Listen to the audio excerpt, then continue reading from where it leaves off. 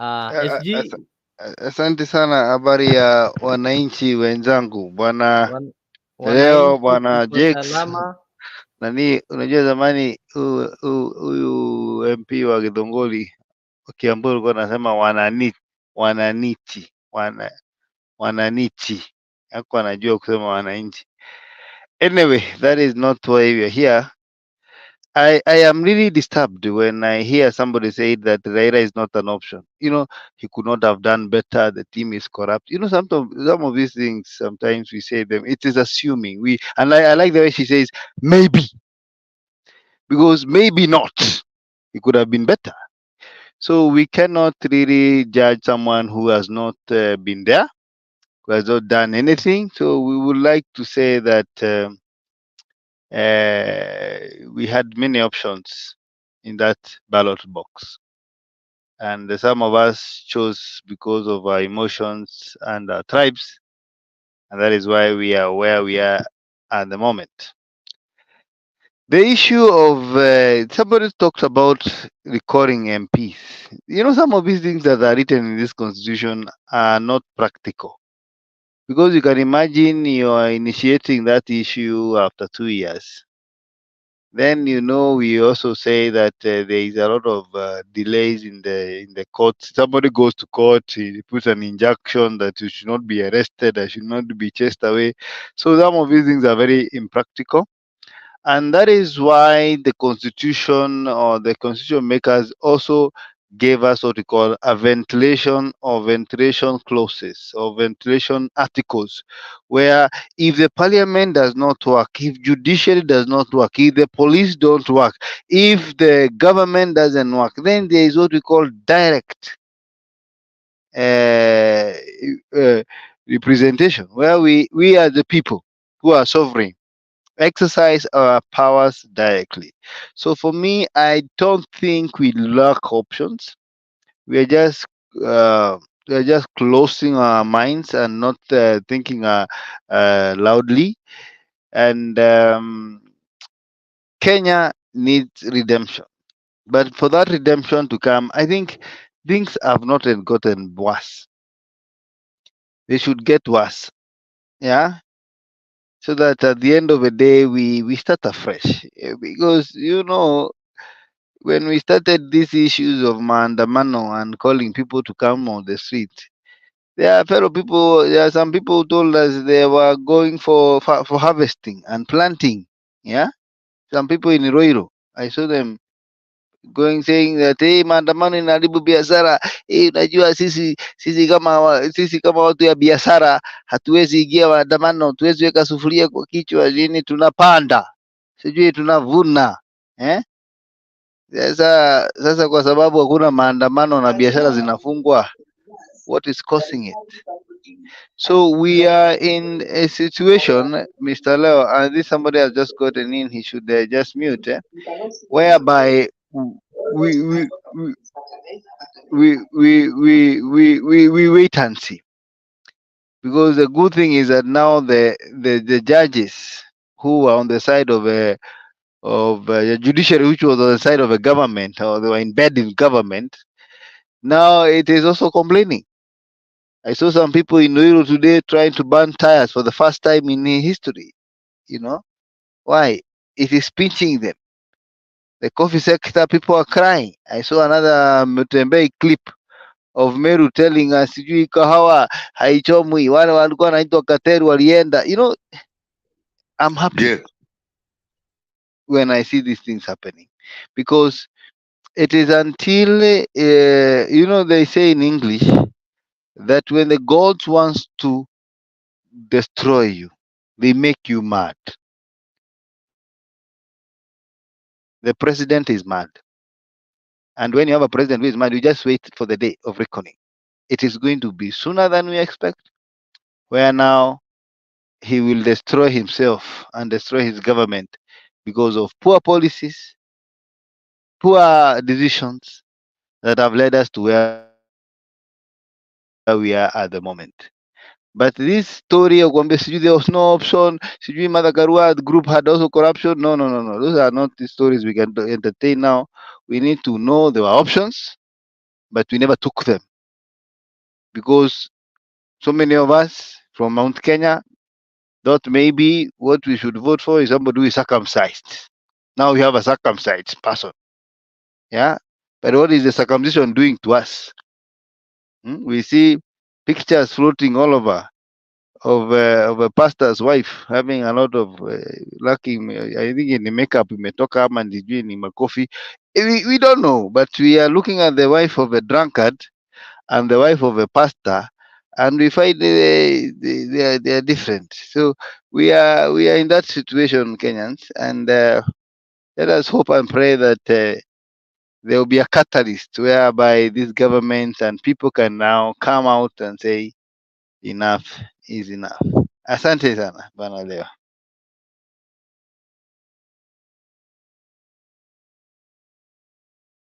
Asante sana Mr. G, SG, the Secretary General.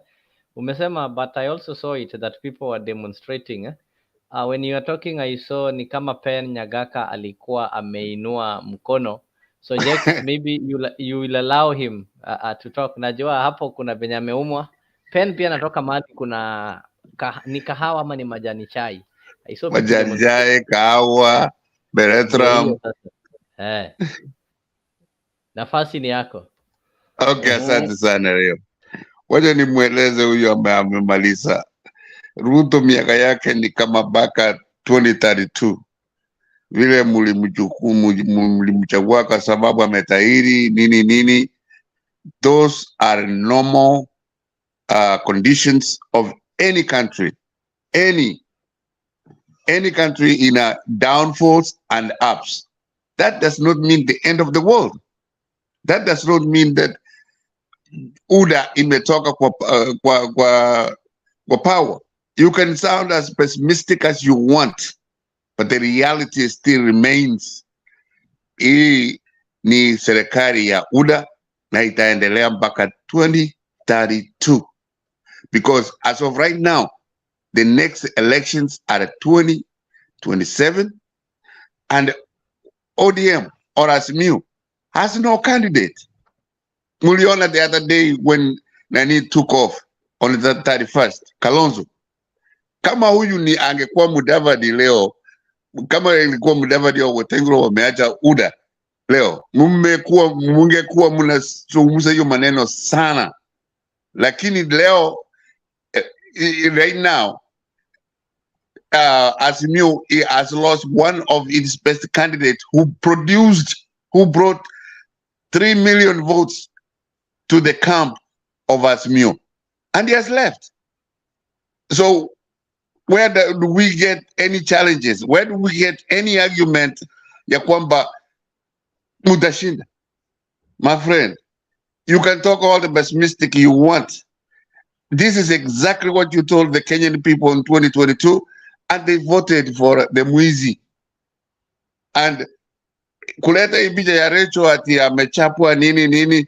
We have not had the official word from either Rejo or Bwana Yake. Sasa kusepeculate, kuleta rumors, hiyo tu. That's all you have, you guys in ASMU. You have rumors and speculation and arguments that don't make any sense at all. Kenya, as I've reminded you guys, Kenya is a young democracy. Let me finish. I'm finishing. Kenya is a young democracy. A democracy takes a long time to materialize where it should be. So that's growing up pains about tonight. Thank you. Sisi tulikuwa sema hana makeup, kumbe anaweza kuwa alichapwa ndugu, na hatujui. Lakini unajua Leo anything can happen. Manyumba ina maneno, hii manyumba inakuwa na maneno. Manyumba iko na maneno. Alafu kuna unajua Ruto pia ali celebrate birthday, na kuna jamaa aliandika kwa Twitter kwa sababu ya zile mauongo ametupatia over the last 1 year. Hiyo birthday ni ya ukweli pia. You know, we are just asking as Kenyans, si mambo ya Azimio ama nini. We are concerned about the state of mind. it's good to understand that. And then there's something somebody says sijui ati Azimio has no sijui Kalonzo aende mahali. Kalonzo has said that many years. Hata last time alikuwa amesema anasimama president na achi mtu. But as I told you, the enemy of your enemy is your friend. Whatever is bringing Azimio together and all of us, even us, we were not even followers of Maina Jenga, but we are all together because of this one enemy that is destroying Kenya called William Ruto. So if you're expecting Azimio to be disintegrate, forget it. We have one strong enemy, and therefore all of us, we are going to decide who will be the president. Msituharakishe, wacha kila mtu aseme atasimama president, but 3 months to time tutatoa candidate ambaye atasimama na president na huyu president wenyu, because sisi si rais wetu na Wakenya wamechoka. Alafu lakini hata ukikuja huku kwa street, tuko Nairobi bro, na nakwambia hapa watu wanasema hata kama ni umbwa itasimama ikuwe inabweka State House, tunasikia tu imebweka, imetoa speech ahead, we will vote for that, but not the current status. Thank you. As of right now, you are 100% right, because the government of the day, when it is trying to refigure the economy, trying to take out all the monies that you were pushing up, like the dollar, yes, we are very unpopular. But comes 2027, na hiyo ndio ninakuambia mheshimiwa, we have the reality and the rumors. The rumors is the actually pure. The reality is that Kalonzo just left and he said if he leaves for anybody, he is going home. The other day he said angekuwa mshenzi sana akikubali kuachia mwingine. That's the reality. That's from his mouth. Hiyo ndio tunasema ya kwamba wale ambayo tunafumilia maneno ya UDA ni kwamba we need reality, not the rumors. Hii rumors ambayo muna Maina Njenga, muna huyu, muna yule, what does that mean to anybody who is farming barethram or coffee or tea huko in Kisii? None. Thank you. Jake, can I jump in a little bit? Jake, Please do. Please do. I just wanted to tell Ashley that and Leo, the Mugabe and Sri Lanka case are not the same as Kenyan, because when Sri Lanka and Zimbabwe, they were actually one. They all agreed that they wanted the president out and they chased him away. But Ashley also made a good point when she said, ukitoa Ruto, nani ataka hapo? Because Azimio, okay, I know you were saying maandamano, SG ametuambia hata ukiweka umbo hapo, and he's telling us there's choices that is Raila, if you are to judge Raila just by the way he runs Azimio, that actually tells you that he's not an option. And number two, telling us about Azimio wako pamoja nini. Even right now, if we went to election, Azimio will not win.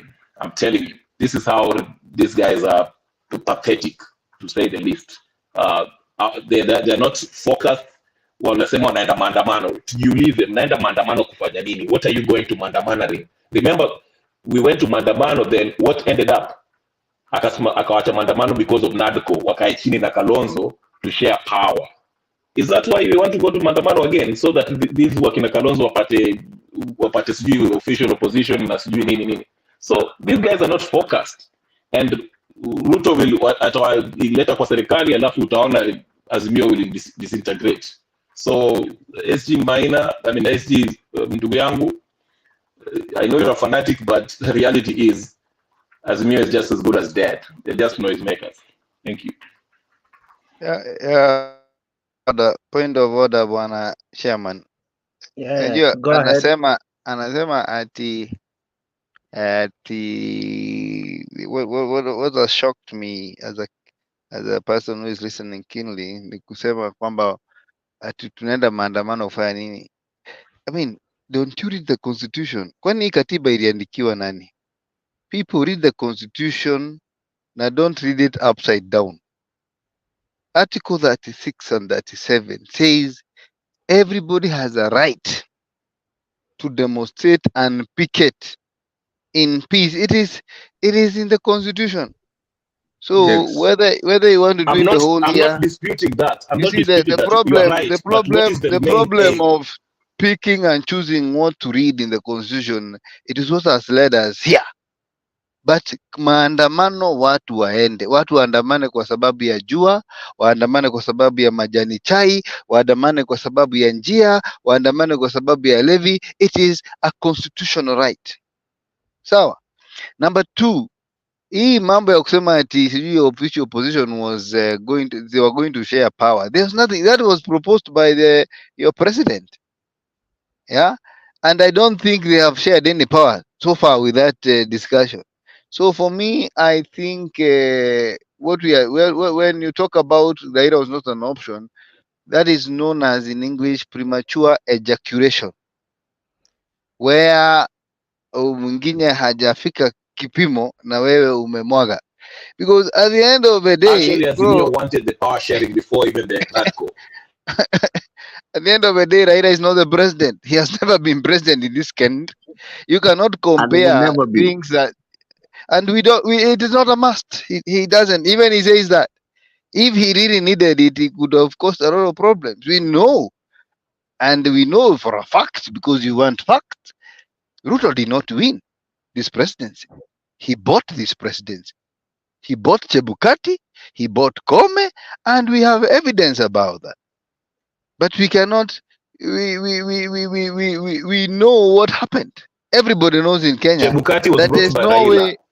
there was no way, there's no way a small we could have led that in Bunge Azimio was the majority.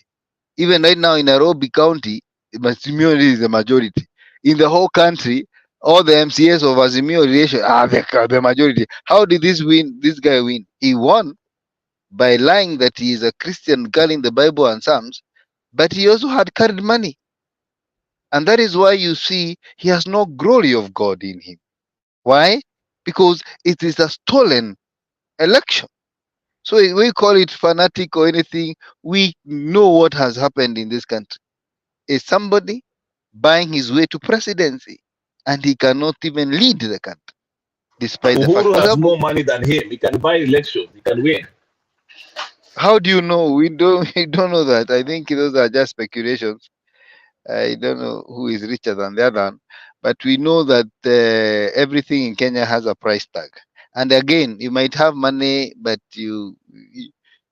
why should he buy? And he was not even signed for the presidency. Anyway, for those few remarks, wacha niache wengine wapige siasa.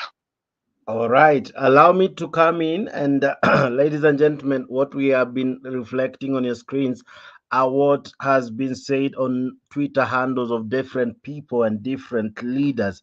Many seem to agree, others also seem equally not to agree with the sentiments from one President William Ruto. Of course, I've been able to project what Milio Manga has said, what the man of tyranny of numbers has said, tyranny of numbers, Mr. Mutai Nguni, what he has said. I have projected what Aaron Cheriot has said, and many others who have been saying a lot in reaction to what the president had to say yesterday. Of course, equally, Miguna Miguna formed part of our story today. He was saying that stop threatening the judiciary. Remember that without the judiciary, you wouldn't be president. You can't pretend to protect the independence of the judiciary through threats. All right. Of course, in the same note, Raila Odinga equally said that Ruto has captured parliament. Bills now come through straight from State House and get ratified by lawmakers. Sometimes up to two bills are approved in one afternoon. Having captured parliament, Ruto now wants to intimidate, subdue, and capture the judiciary.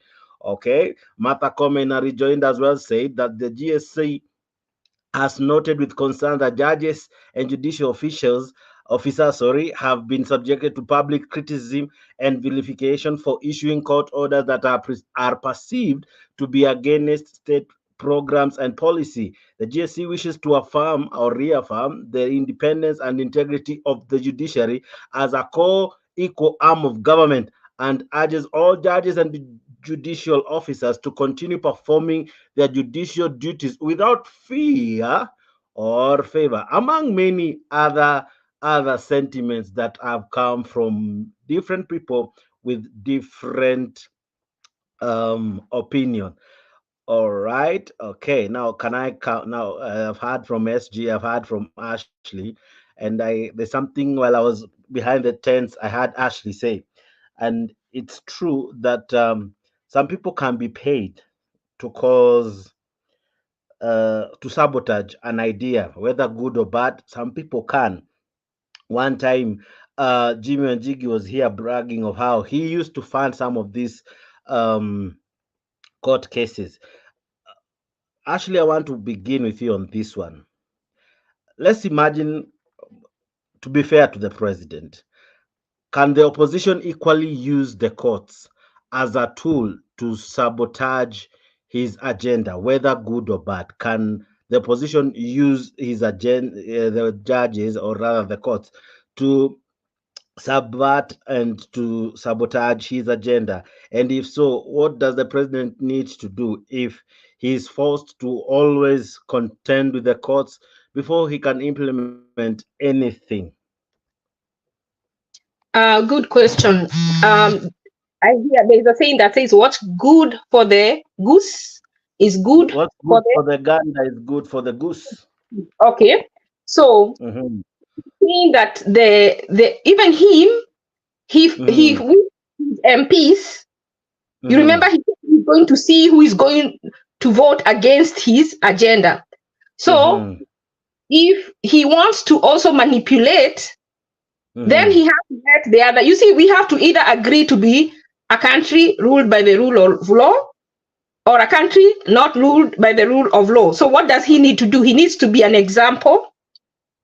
He needs to stop having the DPP withdraw the cases of his friends. mhm, He mhm, needs, so the police are working for the people because they are paid to work for the people. He needs to make sure our hospitals are working.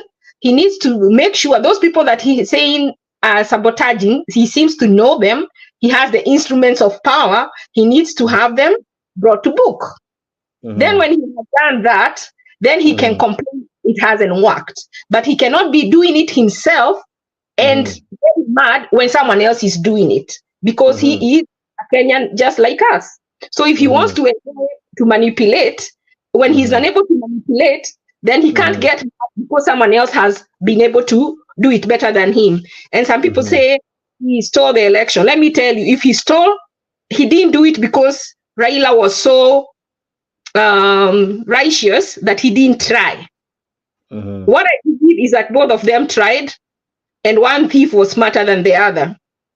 mhm, So we either live in that way, or we become people that live by the rule of law. mhm, That is my sentiments. Where is everybody? mhm. Everybody's there. I'm just highlighting some points from people's reaction on Twitter. Now, Bwana SG, even as we near summing up, can the opposition decide to sabotage a government? Because today is Ruto, tomorrow it will be whoever. But if the courts can be used as a tool to sabotage any government, don't we need sobriety in as much as how we use our courts? Because too much of something eventually can end up being poisonous, and we might end up destroying our institutions, thinking we are building them, thinking we are doing the right thing, because this is how sometimes we might derail a country from anything. Anyone can go to court, which is their right, correct? But as well, the judges should rise above and be able to filter out what is fair, what is just. Because as much as we are saying that Ruto is bad, equally, according to law, he who comes to equity must come with fair hands. The opposition with clean hands. Is the opposition clean? Is those who going to to courts, are they clean, or they have an ill motive? What SG? before SG goes, I think you've misquoted. The Ruto that is complaining himself is the one who needs to come with clean hands. Those who going to court are going to court because he's making unconstitutional laws. That I'm looking at it from both ends, because by the end of the day, as I have said, whether it's good or bad, because this is not the last time people go to court. They have gone before court in so many reasons, even others that are not really, how do I put it? Because people have gone to court even to stop feeding program. Yeah, among many other things that people have gone to court. Now I'm asking, can anyone go to court just because if you spite the government and you don't, and maybe you feel you have a vendetta against Ruto and against his regime, probably because you lost as your preferred candidate is not the one ruling, could you be equally using the courts as a tool to oppose everything? Now that you seem not to be having your way in parliament. What do you make of that, Bwana SG?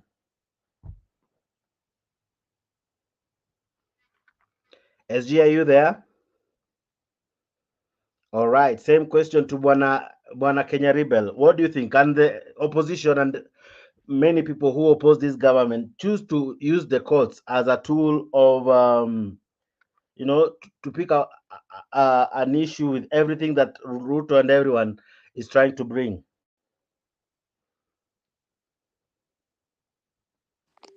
Jake, can you hear me?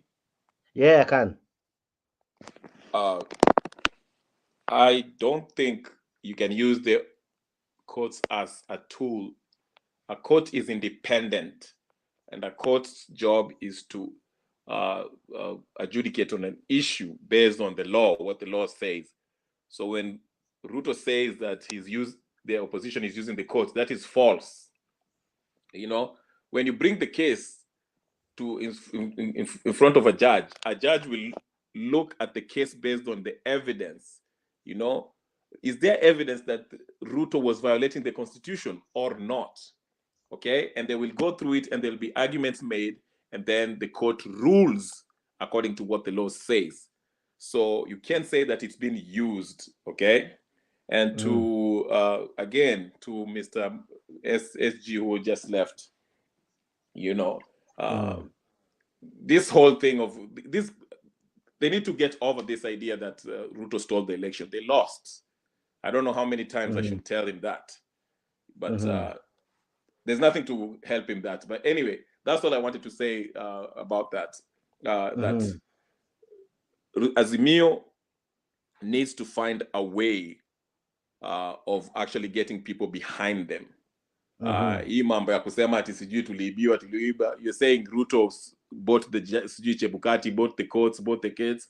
Again, the Kenyatta family has more money than the country itself. They can buy everyone, including Ruto, if they want to. So don't come here telling us that they are trying to buy I don't know what. That's just nonsense. You lost square and fair.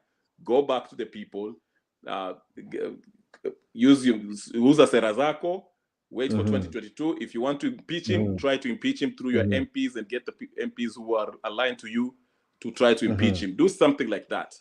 But kukuja hapa kutuambia sijui Ruto aliiba, sijui he's not anointed or whatever, you're wasting everybody's time, including yours. Anyway, that's all I have to say. Bye. Bwana SG, the same question I had asked you, I still pose it to you.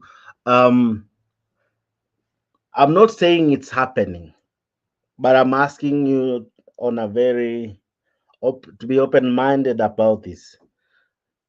Maybe someone has noted there's a weakness, there's a link of weakness in the judiciary, and they have decided, you know what, we cannot have any other way to stop this government. So the best we can do, we can use our courts.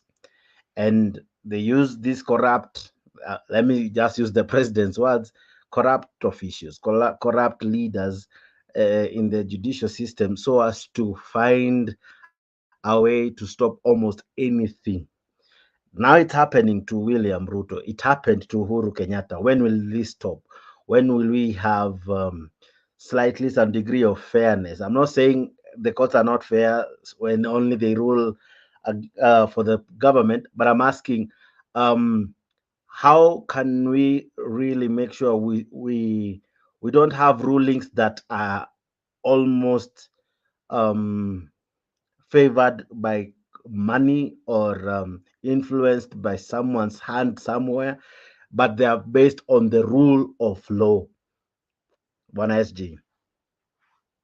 Yeah, yeah, yeah. It's very hard to separate these things. It's like splitting the hair. And we know that I just, the way I look at it now, the government controls more than 70% of the courts. Correct. And 30% are people who maybe cannot be controlled by the government. So they are, you see, these are human beings. These are Kenyans. They live within us. They know the problems. They are the same people who go to the supermarket with us. Unaenda na magistrate anasema sukari ni 500. Akienda kuweka mafuta pia ama kulipia mtu shule anaambiwa help haiko. Anafika mahali anasikia ala mafuta ni 212 per liter. So anaangalia anaona vile KCP maybe hata kuna magistrate sister yake ama brother yake mtoto wake alikuwa na perform 400 500 420, alafu hii regime ikammakia akakuwa na 212, ama alikuwa ende alliance akaenda hii shule iko Kazozweni. Those are things that are affecting the judges too and the police. So for any normal person, any person will have his own persuasions, whether he's given money or not. There are people who are in judiciary are staunch Azimio. There are those who are staunch Kenya Kwanza. Because even in the US, there are judges who are known to be Democrats, known to be Republican. It is always there. But the question has always been, are the cases being taken to court have any merit in them? And the answer is yes, because, for example, let us analyze the issue of housing. Yeah, my brother, we have been told, or let me put it this way, because I am not an economist. I want to understand like a 2-year-old. A government hurriedly puts a bill together and hurriedly passes it in parliament, saying every employed person in Kenya should pay housing levy. You understand? And you're paying this housing levy for what? To build houses. For who? We do not know. What if you're 50 years old or 65, almost 60 years old? Where would your money go? The court is asking then. Then, if these people who are working are the one building house for those who are not working, where is the fairness? I mean, uoni hii serikali iko na utoto? Because how do you ask a question? How do you tell us that you're building houses for everybody and it's a part of a group here that is paying for that? And then to make matters worse, you're even forcing the employers to pay for the houses. And yet the employers are paying these people housing allowance. In fact, some employers have gone further and looked for houses for these people, either by mortgage or by building them servants' quarters. So when you see a government that is so barbaric, introducing very stupid policies, then the question is, are these court cases having merit? So when you look at the housing, for example, those housing issue, it is bad and stinks to the highest heaven, because it is not yet pure. It is a good idea, by the way. From where I sit and what I believe that we need a housing policy that it is having good, proper public participation, and people give their views, and then it is well analyzed so that people know that if I go to the website and apply for the house with this amount of money, then my house is reserved. You understand what I mean? Rather than where you are saying We don't know who will get the house, when will get the house. Sometimes we are told the reason why there is housing levy is just because it is creating employment. Then we get out from employment, we are told it is for the people who are the slums. My brother, what is what? You understand? So we go and look at the case. And I told you the other time of Jerugedai, who said that anybody can go to court for anything. It is important to go to court because what we do in court is arbitration. It is somebody who comes between two people who are having a dispute and tries to understand where the dispute is coming from and creates a way forward or gives a way forward on the matter.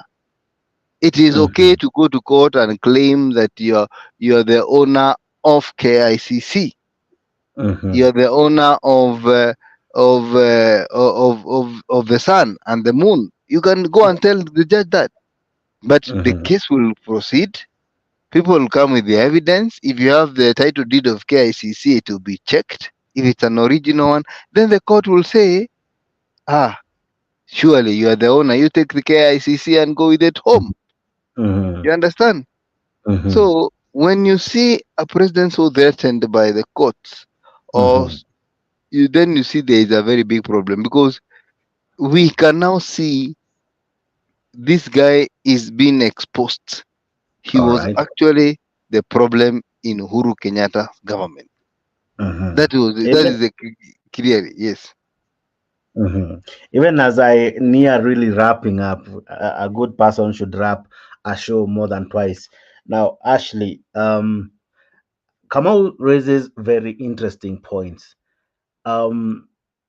Justice Shitembwe was a case that can be cited that a judge can work, or rather can give orders under influence. He was the first judge to really upheld the impeachment of Sonko. Sonko, despite them being related in a way, found a way of exposing him as a rogue and corrupt. I'm not saying our judges are corrupt, but we know our country. We don't want to almost praise that every other place is corrupt apart from our judges and our courts. Could there be an element of truth in what William Ruto is saying? And that's what I'm just simply asking. Could there be an element of that? Probably somehow, people can team up to seriously oppose and put stoppers on anything, any project, whether good, whether it has gone through all the rightful procedures, or even it had the entire country participating in public participation. It had everyone giving their views. From where you sit, do you see a possibility? I'm not saying it's there or it's not. Could there be a possibility that our courts as well, because there's always two sides to any coin, our courts as well, could they as well be used by anyone with ill motive to cause harm or to derail or even sabotage plans for the government or for anyone or for any institution? Because nowadays people go to court for anything. What do you think from where you sit? I think what you're asking me is a hypothetical, but there's no need to use a hypothetical when we actually can use what Ruto is talking about, which is the finance bill. And he's saying people are sabotaging him on that bill. The problem with this bill that he's saying is being sabotaged is that Okia Omtata explained in detail why it is unconstitutional. So he fails in saying that he's being sabotaged. What he's asking the court to do is to pass it, even though it is unconstitutional. He's asking them to do an injustice. And I think every judge, when they go into office, they swear to uphold justice, to uphold the law. So even him himself is making a mistake.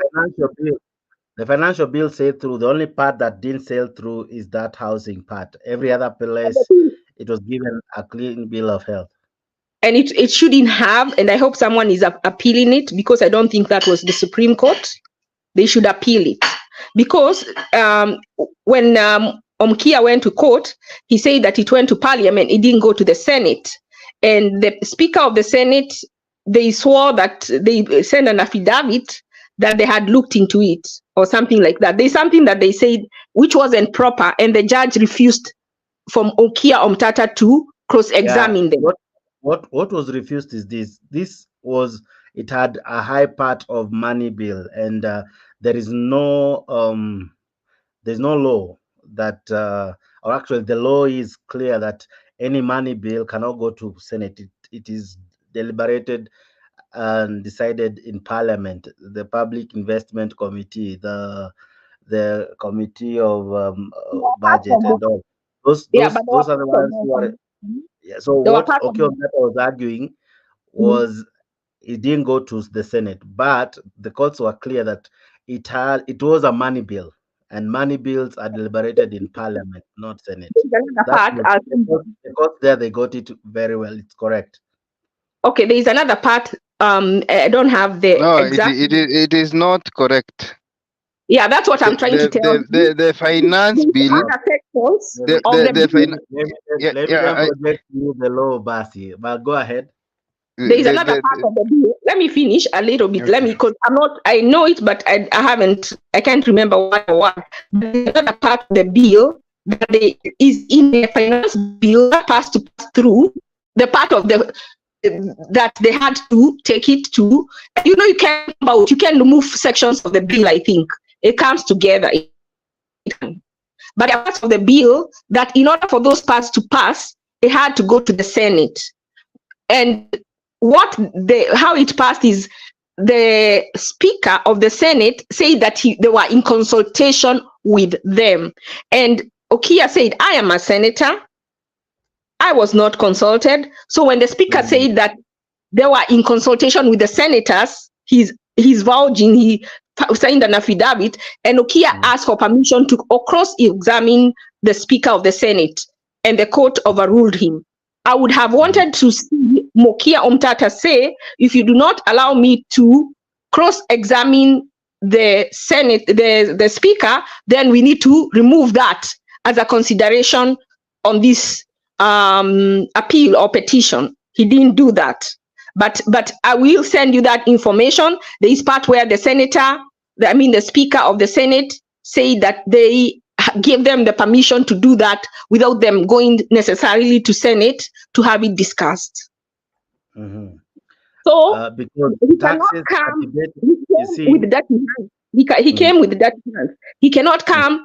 You say you must come with clean hands. Ruto is not coming with clean hands. He wants to play dirty, but he doesn't want the other side. He wants to play dirty and he wants to win.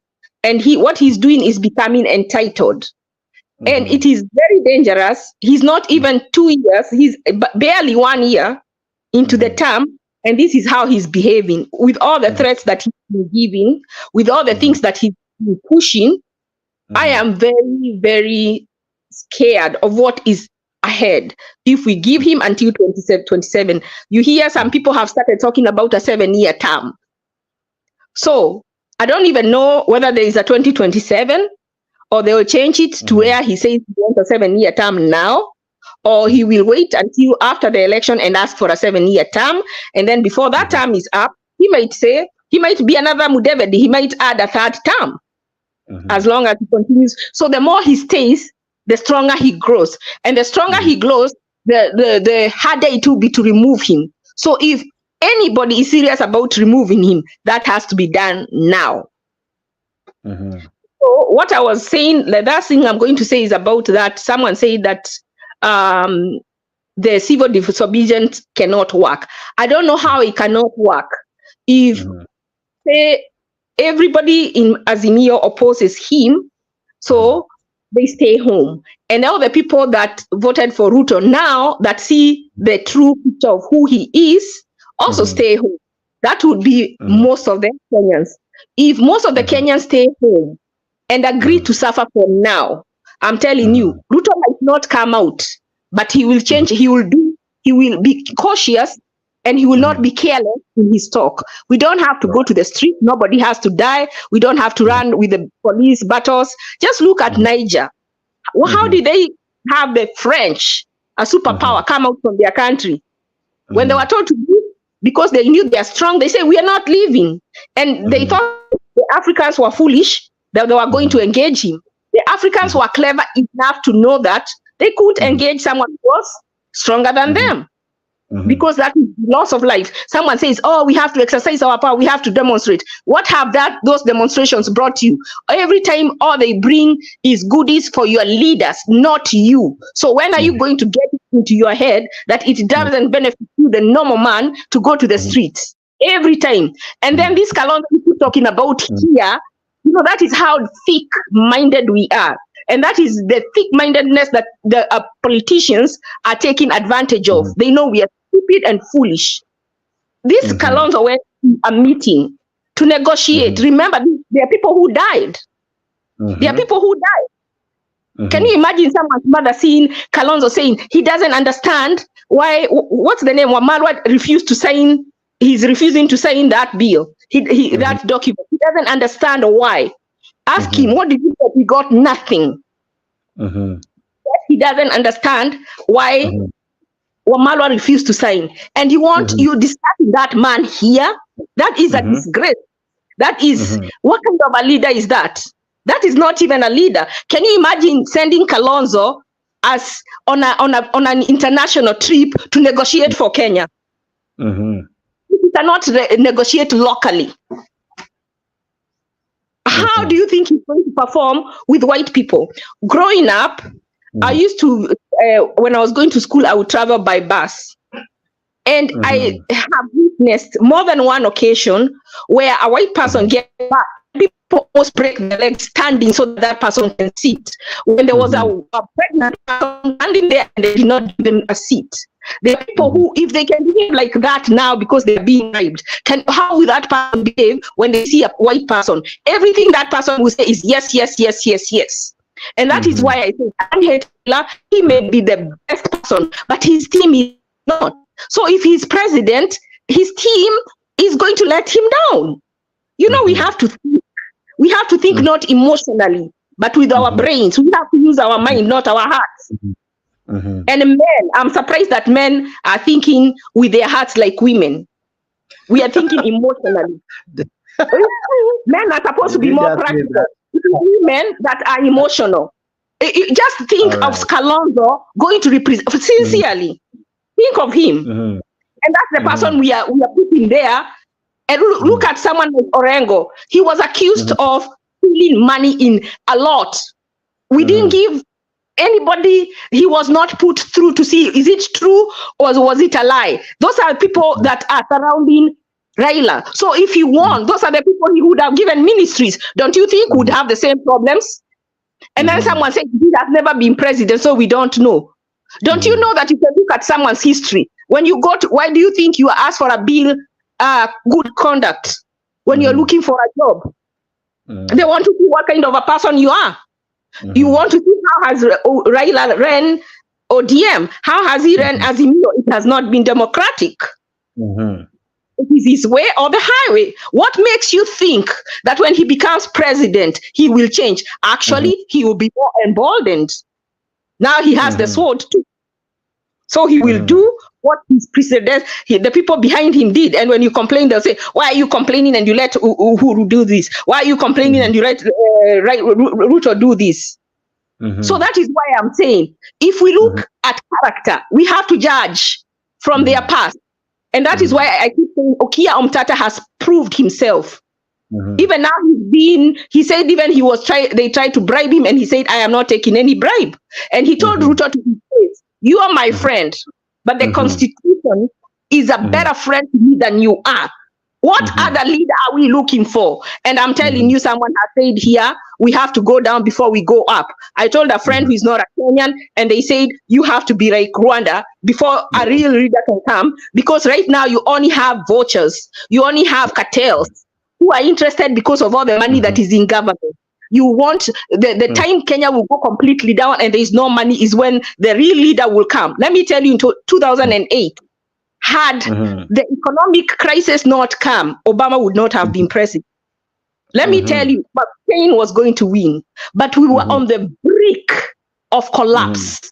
And at that time, it is like when the car is going down, tribalism gets out, racism gets out, and you choose the best man for the job. We all know Okia Omtata is the best man for the job, but we are so blinded by our tribalism, we cannot elect him. But if today we were on the brink of death, we would all choose him 100% by a landslide. And that is what happened in 2008. The economy, it was like supernatural. It was supernatural because had it not happened, you know, everybody was scared. People lost money in real estate. People committed suicide because billionaires lost billions. You are billionaire. Some person was a billionaire of 20 billions. He now was 2 billion. He committed suicide. You don't believe because the markets collapsed. Some companies fell. All the car companies were at the brink. The government had to come and save them, but they knew McCain was not set to do the job. So at this time, there was no way. Even the racist of the racists chose the person best for the job. And I think we have to get there as Kenyans in order to choose the best man for the job. And even in 2012, again, there was a tornado. He was not going to win. What his name was going to win. And then the tornado happened in New Jersey. And the picture that saved Obama then was him hugging Chris Christie. And that made the change, and that made him elected twice. He was elected by supernatural intervention of a calamity that made people change their mind. So even in Kenya, I think we will need that in order to get out of our cocoons to elect the right person. All right. Well, you make me have so many questions for you. I'll come to you with them. But before I do that, I want to welcome Richie Makiadi. Makiadi, good to see you. Hope you're well. Happy New Year, my brother, to you and your family. Zaidi ya yote, I know you've been following the conversations behind the scenes. Now, what do you make of the president's sentiments, especially concerning the judges? And as you make your opening remarks, before I even ask you any question, but zaidi ya yote, karibu sana kwa show, Bwana Makiadi. Hope you are well. Thank you so much. Jakes, can you hear me? I can hear you loud, sir. Okay, good. Habari ya mwaka mpya. Hope umeruka salama. It's been a while. Umeruka vizuri na story mingi unaona zimeanza ni date 3 na story kibao. Naelewa kumewaka moto. Good to see you. Ashley, good to see you. It's been a while since we were in the same forum with you. Let me go straight to the point, Jakes. I think I was listening to what SG, my brother ambaye ametoka sahi hapa, was talking about, and you know, as Africans and as people who are religious, we have one problem. We have been lied to so many times with people who believe that they are the chosen ones, people who are so, you know, religious that they can make a case before God for you. 2022 elections, people had a choice. I think SG made it very clear here. And I remember towards the campaign, during the campaign period, we had these conversations so many times with Ashley here, SG, and the rest of the folks that used to come to this show. We said here, William Ruto was not fit to be a president. The likes of Akina Ashley, who are telling us right now that Raila was not an option, were on the other side. Very, very adamant that William Ruto was the best choice. Although I'm very sure right now she will say she was not supporting William Ruto. And we told them, William Ruto has no history, no track record of anything. He has never fought for anything in the Republic of Kenya. But whatever happened, happened. Some of us still believe up to today. And Kenya Re has said here that we know that William Ruto won the election. Some of us don't know and still don't believe how William Ruto was elected the president of Kenya. We don't believe there was any way that William Ruto would win a fair election. We will start arguing about why William Ruto is the president right now, but that is a long story for another day. If the commission came out and 4 commissioners said they do not know how the election results were tallied and they do not know how the chairman came up with those figures, then who are we, the voters, people who are outside, who are we to dispute what the commissioners, the people who worked for the IEBC themselves said? Who are we? We had choices. We had Raila Odinga on the ballot. We had William Ruto on the ballot. We had Wahiga on the ballot. We had other people. I don't know, this guy Wakubuta Banki, sijui kama alikuwa kwa ballot. I can't even Wajakoya. We had Wajakoya on the ballot. I don't know if we had any other person there, but I remember those 4 people. They were only 4. They were only 4. Thank you. And people went out straight, looked at the ballot paper, those people who voted, and voted for William Ruto to be their president. Now, we are looking at 1 year plus a few months down the line, and the country is in a disarray. The country is disastrous. Things are not going the way anyone on our side expected them to go, because we felt like now that William Ruto is the person who has been crying, you know, from morning to evening, that he is the person who held Uhuru's government in place. We said maybe they had a plan. Maybe it was the plan of God, like they said that yao ilikuwa ni maombi. Maybe it was not the will of God for Raila Odinga to be the president, or Wajakoya or Wahiga. It was the plan of God for William Ruto to be the anointed one to lead Kenya, you know, for the next 5 years. Now, we have a government right now in place that is looking for scapegoats and blame games throughout. This guy was the sweetheart of the judiciary. He came in, alikuja na mbwembwe. Kitu ya kwanza alifanya ni kuappoint the 7 judges ama ni ngapi. And people, the judiciary was happy. The 6 judges. The judiciary was happy. Wakapewa ile walikuwa naita judicial sijui nini fund. Bilioni sijui 4. They were very happy. Now that the judiciary is making decisions against William Ruto, it is no longer the honeymoon period.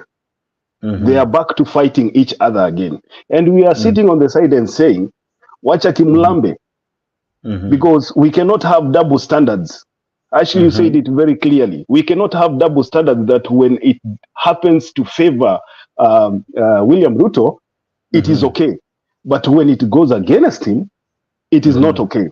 So, Martha Koome and the team celebrated William Ruto's win. I remember even there's a video that went viral where Martha Koome was in Meru and was talking about the bottom-up agenda. You know, the Chief Justice of the Republic of Kenya, after giving us the hot air ruling, went to Meru to tell us that the bottom-up agenda is what is required for the country to lift the status of Kenyans.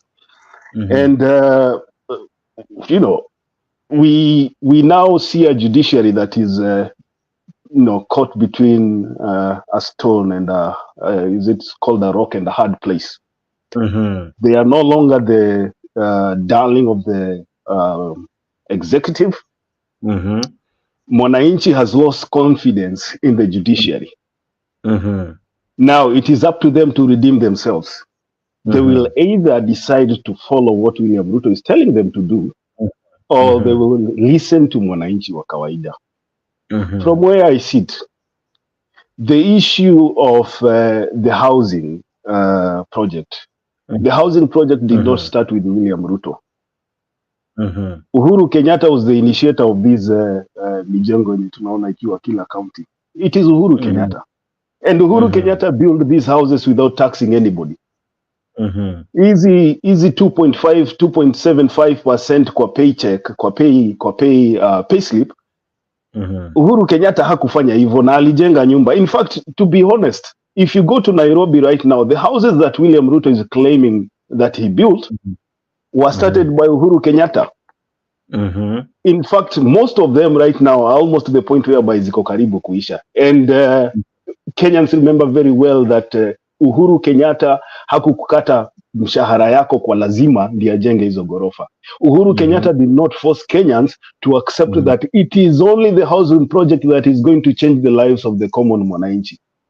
No. So what William Ruto is propagating, that without the housing project then there's no economy, is a big lie. It's a fallacy. We should not agree to tax the people by force to raise an economy.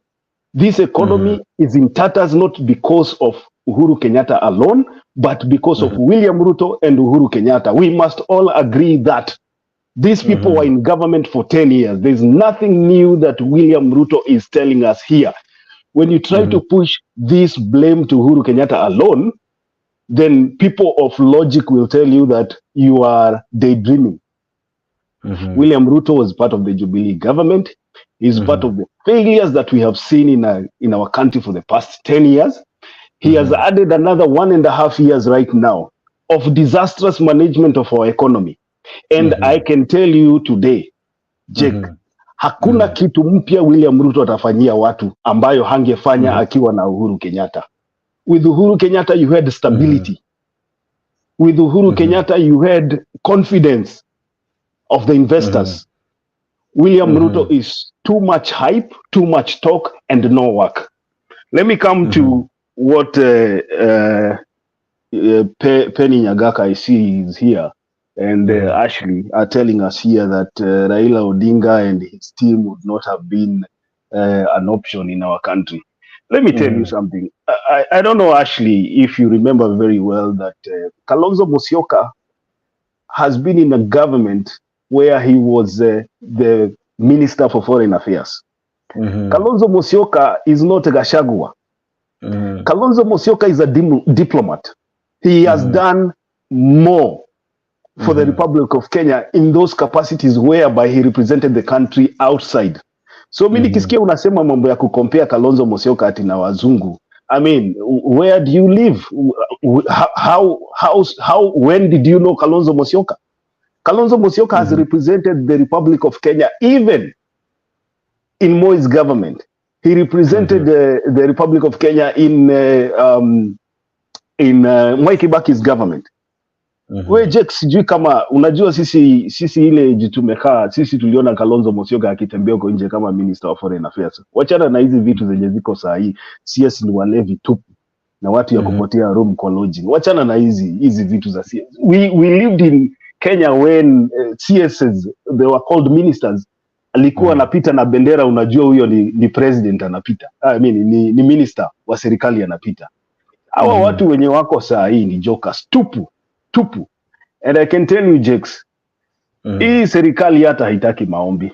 Hii serikali hata haitaki maandamano. This is a government that is going to disintegrate in the next few months. It is a government that is killing itself. It does not need anybody to help it down the valley. This is something that is on a free fall. Hii ni kitu ambayo inateremka yenyewe. Usisukume na maandamano because they will look for someone to blame. That is what they do best. If right now we let William Ruto do his job the way he's doing it, then we should be very, very sure that in the next couple of months, like he normally tells us, next couple of months, in 6 months' time, we will not have a government. And I'm telling you this. For those that believe very well that William Ruto has a plan for our country, you should go back to his history. Alituambia kwamba kuanzia tarehe 1 utakuwa unaenda kutibiwa bure. Jakes, enda kwa hospitali yenye iko karibu na wewe saa hii. Enda useme unataka check up ya kwa daktari hapo. na usitoe kadi ya NHIF ama kadi yote ya insurance yenye uko nayo, tuone ni nani atakutibu, because this guy watu wanajua ni mkora na hakuna kitu ambayo anaambianga watu inakuwa true. Number 2, alisema ya kwamba kuanzia mwaka huu ikianza Kenya itakuwa visa free country. Mimi nataka nikuambie saa hii, go look at the statement yenye imetolewa na the same government kuhusu maneno ya visa, so that you can draw a parallel between those people that were in government in those days, NAC government, you know, when ministers were ministers, and what we have right now. The kind of crop of leaders that we have right now at the helm, the likes of Ruto, Gachagua, Moses Kuria, Kipchumba Murkomen, you know, the people who cannot even fix a generator. The likes of you know, the government spoke. I don't even know who speaks for this government. You know, the majority leader, Kimani Ichung'wah, the likes of Ndindi Nyoro. These are the people you expect to push this country to the next height. My friend, I'm sorry, but you are not heading anywhere with these people. You can see right now, when the president wants to make a political statement, he looks for where to go, and that place is Mount Kenya region. Everyone knows that, and you can see the Tugeges, the new MPs who have no political clout, ndio wanafanyaga curtain raising.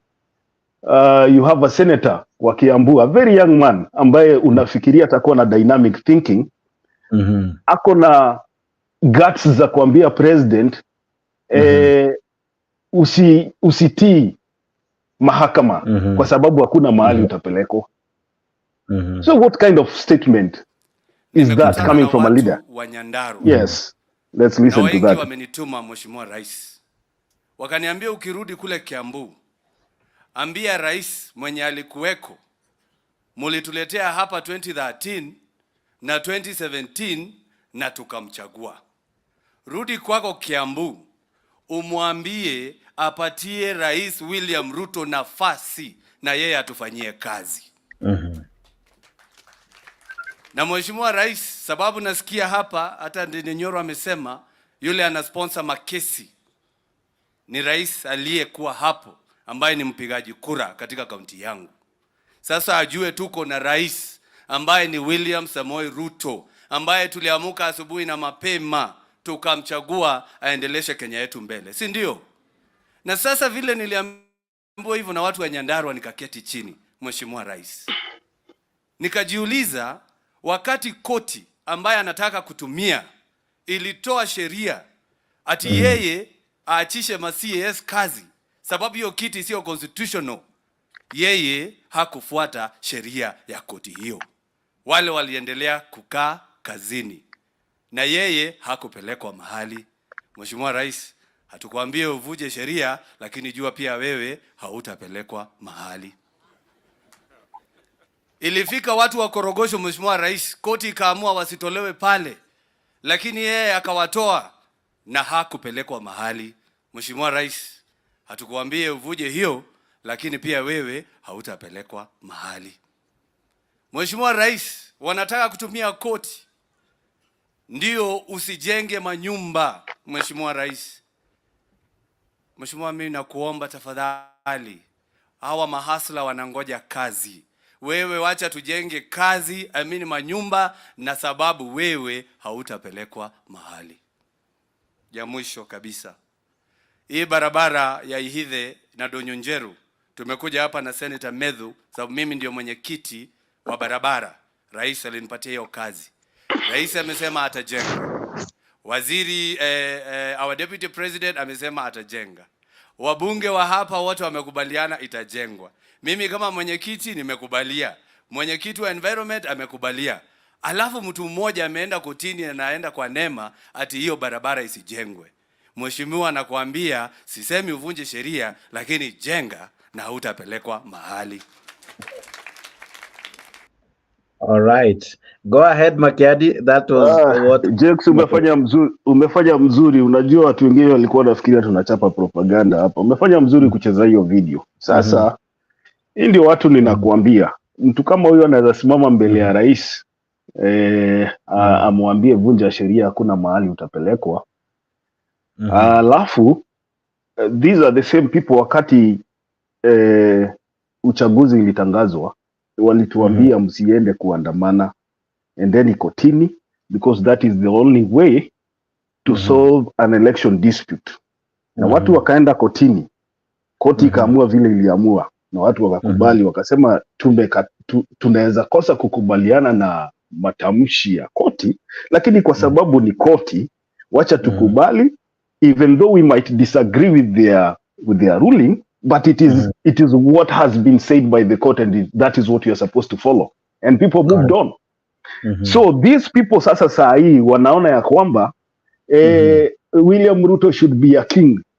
Akiongea, his word should be the law, and they feel like hakuna venye anaweza sema kitu na akuwe challenge in the Republic of Kenya ati kwa sababu alipewa sword, yeye ndio CNC. Let me tell you, Jex, I want him, huyo William Ruto, akatai kufuata hiyo sheria.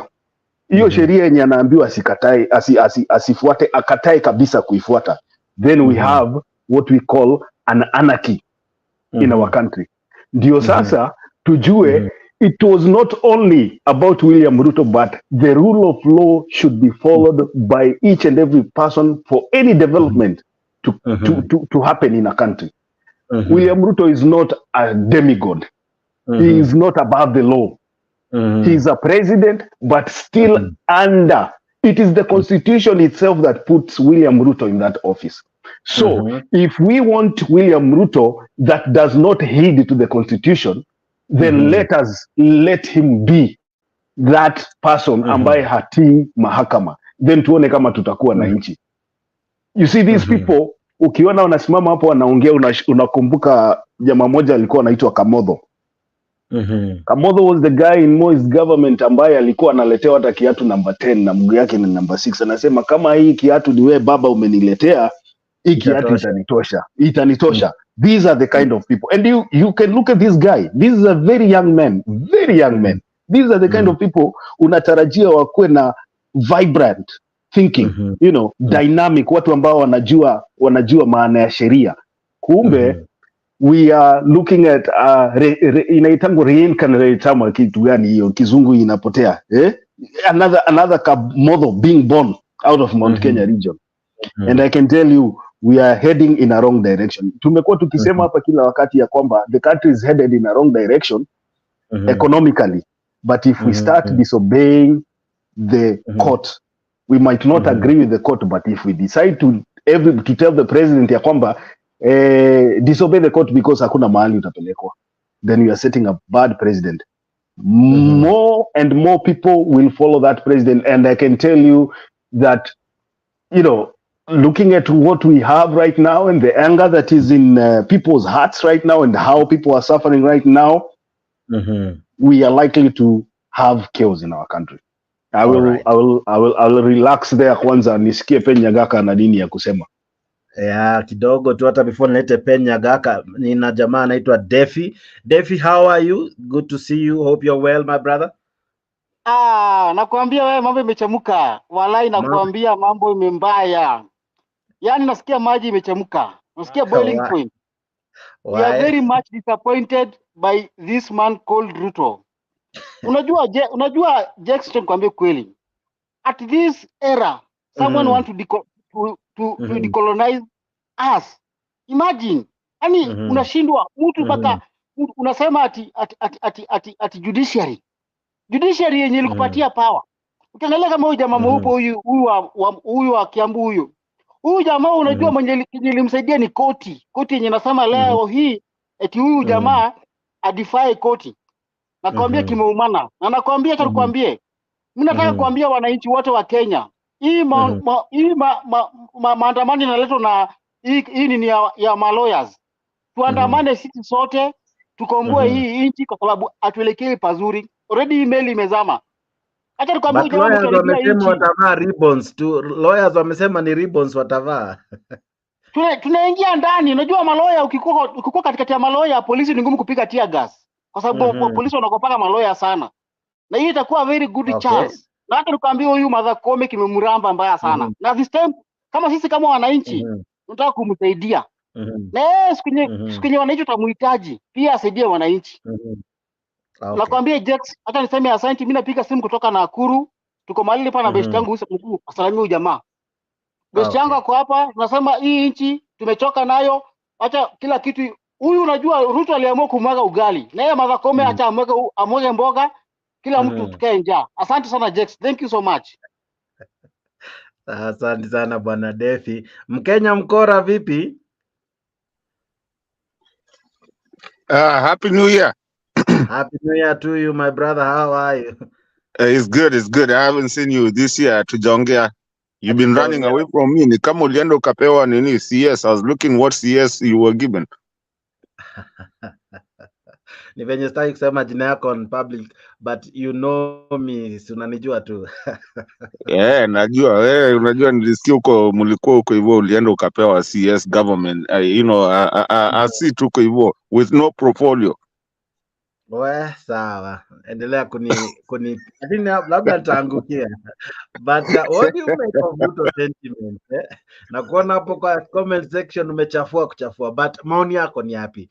Is the president almost turning dictatorial kwa sababu now ameshindwa what to do? Now he says I'm now going to defy the courts.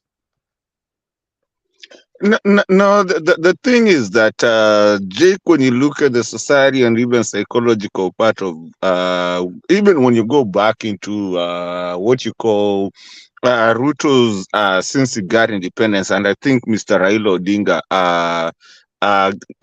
stopped very shy of saying some things that he didn't want to say when he said that his whole political career has been brought in by the judicial system. He stayed very short of saying some things because Raila is becoming very economical in what he says nowadays. Nile tu, kama wewe ni mjanja jishikilie. I mean, get what you're doing. And understand what is going on. So this guy, the biggest thing, and I don't want people to be lied to by this guy, he's not fighting judiciary. The guy knows he has not done anything for a whole year. The guy understands that the counter suits are off. You've seen him nowadays, he's not wearing the counter suits. You've seen him. Lately, he's reverted back to his, the real suits of a public servant. Why? Because the darlings are no longer darlings anymore. There's a divorce happening with the international community. The people that he was running, they now understanding this guy is not even bringing anything to us. He's just getting stuff from us. And that is why you see now the visa-free thing is going away. The Haiti thing is going away. Nobody's now believing him. You can see the Musevenis now even suing him. You can see everything just with the international that he had become a Pan-Africanist darling or whatever the South Africans talking about, and even the Westerners talking about this guy is a Pan-Africanist. We need to listen to him. Right now, I don't think he can get a stand ovation on what we call the UN like he used to do, or EU. So what is happening right now, like Ruto has always been, everything has always been a blame game. If something doesn't work, he always blames somebody. We can even go down to where he blamed Muteshi, saying that Muteshi never went to, lands and whatever, but he did lose that case. Ruto never akoseagi kitu yoyote. So now somebody has to take that blame game. And I think the guy is so smart in his ukora, the con. A con man knows how to con. He's understanding that now Uhuru is becoming a tough skin to get to, because however much you try and send your minions to go and attack Uhuru, he's not replying to anything. So it's becoming what do you call it? A wild goose chase, and nobody is now, believing Uhuru did anything. Nobody is taking that thing. People are just tired of hearing Uhuru, Uhuru, Uhuru, Uhuru. So now he has to move on to something else that has to be blamed of his failures. And it's very well calculated. 1 year is already gone. There's nothing he can say about. People are starting to refuse these things that is trying I normally call them the black market kind of deals, which is happening in Kilimani, and that is what we saw in his office when Chesa were being get there wakipatikana huko wakifanya lands deal, and the people that have passed away because of dealing with him. So now he's starting to understand. Now as a president, I'm starting to look bad to my own people. So now he has to go back to say these guys he has to bring up something that is very unconstitutional, so that it's stopped out there. And then when it's stopped, now he comes and blames that these are the people that actually stopped Maendeleo. See, Mimi. Wow. Mkenya Mkora, let me ask you this. Mutahi Ngunyi, I've placed that tweet with a reason. Mutahi Ngunyi says that the judiciary is a dead swamp, and William Ruto needs to drain that swamp. And he's saying this is what he's saying, that dear Ruto, you are dead right. The judiciary is corrupt to the core, and from the core. Kiraito Murungi fired 30 judges in 2003 for corruption. As the executive, you must drain this swamp. Do it for the people, despite the people. One man with God is in the majority. Drain the swamp. So he's advising Ruto, despite the people defying him and all that. Amambia, drain the swamp. From where you sit, do we really have an extremely corrupt judiciary that we need to fire, to threaten, to intimidate, so as to have our way? No. The judiciary, yes, there's a problem a little bit. Not all the judges are, wako hivyo. Some of them even wanachanga watu wengine waende because they're like, where hii ni kesi gani umeniletea? Not all of them. And if you remember the first time, kuna mtu alikuambia hapa hivi, the first time venye tu alifika hivi, what did he do? He went and got the ones that Uhuru alikuwa ametuambia ni corrupt, akawaleta wakawaingiza within, hata hakuuliza ati sijui iende mahali. Now, when you're talking about draining the swamp, Jake, have you ever seen a crocodile drain a swamp? No, how can it? And that's its home. So how does a crocodile drain a swamp, which is actually that's where they live? That's the problem. And people need to understand this guy now. I was making a joke on the comment section. We don't even care about Mother Koome. We don't care. We are not going to defend anyone right now. Waende wafungiwe kwa room moja, wachapani huko, mwenye atashinda atoke atuambie okay, sasa nimejua. We don't care. Mother Koome coming to tell us we are being attacked. That's hogwash. Ruto mwenye kuongea pia ni hogwash. They're all criminals. And unless Kenya we understand this thing of just because one side inatuangalia, ile side ingine tuangalie. And as I finish haraka, I wanted to address also Ashley. And also thank you Makiadi kwa ameleta points kali nimeako hivyo kwa comment section. You see, Ashley was talking about some people. I don't want to talk about Kalonzo because people will say because I'm a Kamba I'm defending him. But Nani Makiadi brought it right. Listen, guys, we've had people who have actually worked in the government, people who are diplomats, people who are whatever. And again, I will say it here like I always say, and Jake, you know how I always say it. Sometimes politics uji ya wimbi, where you look at it unaona ni ya brown, unajua niyo ni uji ya brown. Politics is played as a chess game. The people that are talking here, like that Ashley too, took you up EV when we used to be here every day. Alikuwa anatuleta Ruto. And you can see a lot of people doing that. And you will see there are so many games that get played in politics to where you expose people and you play it right. And if you play it right, then you get someone who's a criminal like Ruto being rejected by even his own East Africa people. Now, what is the end result of it? That is what you need to look at. The game is being played. We have leaders who actually care about Kenya, and one in Ibi, unaona, I mean, sasa now the two places that we knew gave Ruto anything anyway, it wasn't even that much. He only got 3 million. You can see Central now is revolving. You can see Rift Valley is revolting. Those are the only two places. So now you can see the Mwananchi now coming in, and that is the politics, because you at times mtoto akililia wembe mpe. That's why Uhuru is so quiet. Sasa hawataki kumpiga, wanataka kwenda judicial yenye walisema yao ndo waliwapatia. You see, sometimes give it time. Give it time for the bigger picture. And I wish people could see that. Thank you, Mr. Jake, for giving me the chance.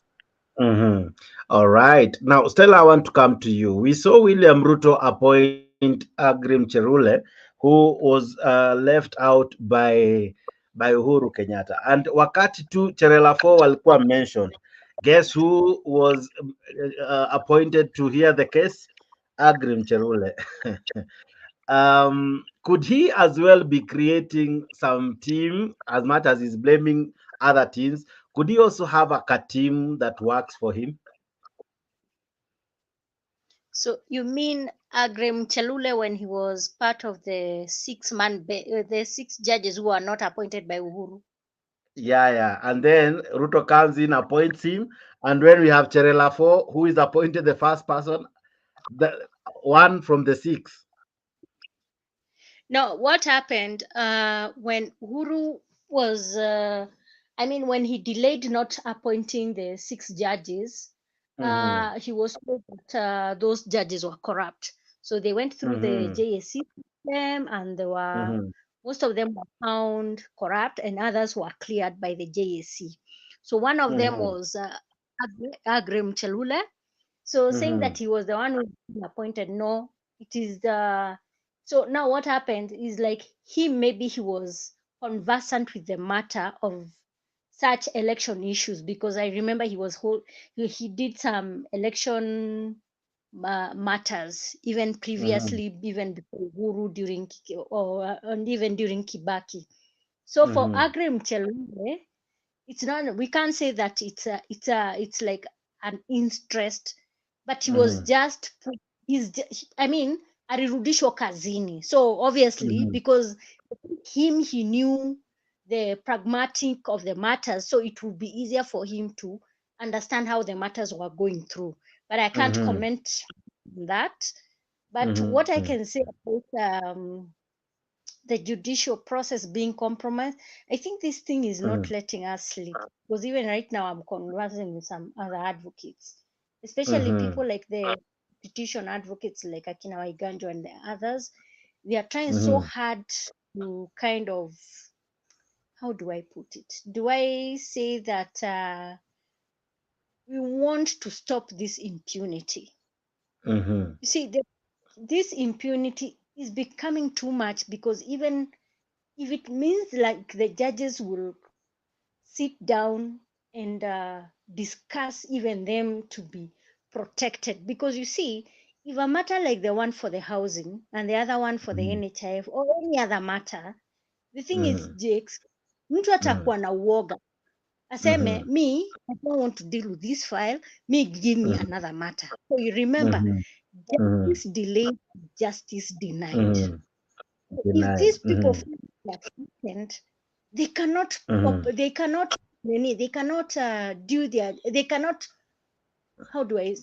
perform, because the thing is, they will be at duress, and we don't want to have that. If a judge gives a bad decision or gives a compromised judgment, remember there are other people who say they are like Akina civil society, they'll come and fault the judge. That's why the Court of Appeal is getting. And I'm telling you, it will be raining men and women of the judiciary during that Court of Appeal.